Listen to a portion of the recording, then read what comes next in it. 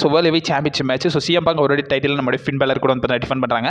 இது ஒரு short term ஃபியூட் தான். இப்போ யூரோப் டூர்லேருந்து தான் பார்த்தீங்கன்னா இந்த மேட்ச் வந்து இந்த ஃபியூட் வந்து பார்த்தீங்கன்னா ஸ்டார்ட் பண்ணியிருந்தாங்க. அண்ட் ஆல்சோ இந்த ஃபியூடுக்குள்ளே என்ன போகுதுன்னா ஸோ ஜட்மெண்ட்டுக்குள்ளே பல குழப்பங்கள் இருக்குது. ஸோ அதனால தான் வந்து பார்த்தீங்கன்னா இதை டீஸ் பண்ணுற மாதிரி தான் பார்த்தீங்கன்னா இந்த மேட்ச் புக் பண்ணியிருந்தாங்க. இந்த மேட்ச்சில் வந்து பார்த்தீங்கன்னா பெட்டிங் ஆர்ட்ஸ் எல்லாமே வந்து சிஎம் பாங்க் ஃபேவராக தான் வந்திருக்கு.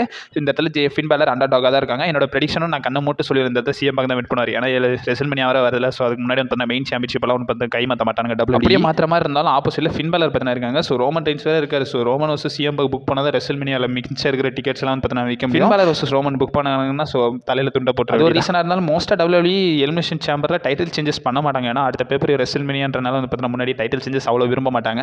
ஸ்டில் சாம்பியன் சிஎம் பாங்க் இருப்பார். பட் இருந்தாலும் ஒரு நோட்டபிள் பாயிண்ட் என்னன்னா இந்த இடத்துல வந்து பார்த்தீங்கன்னா ஃபின் பேலர் ஜட்மெண்ட் அகேன்ஸ்டாக திரும்பறதுக்கான பாசிபிலிட்டிஸ் இருக்குது.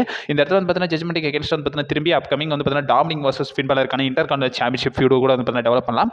அதில் ஃபின் பேலர் ஜெயிச்சு இன்டர்கான்டினென்டல் சாம்பியனாக கூட ஆகலாம். பட் இருந்தாலும் இந்த மேட்ச் வந்து பார்த்தீங்கன்னா ஃபின் பேலர் வின் பண்ண மாட்டார். இந்த இடத்துல சிஎம் பாங்க் சக்ஸஸ்ஃபுல்லாக ரீட்டைன் பண்ணுவார். அதுக்கப்புறமா வந்து பார்த்தீங்கன்னா ஒரு சில ட்ராமாஸ் வச்சு ஜட்மெண்ட்டை பிரிக்கிற மாதிரி வந்து WWE காட்டலாம். என்னோட ப்ரெடிக்ஷன் வந்து சிஎம் பாங்க் தான் ஸ்டில் சாம்பியனாக இருப்பார்.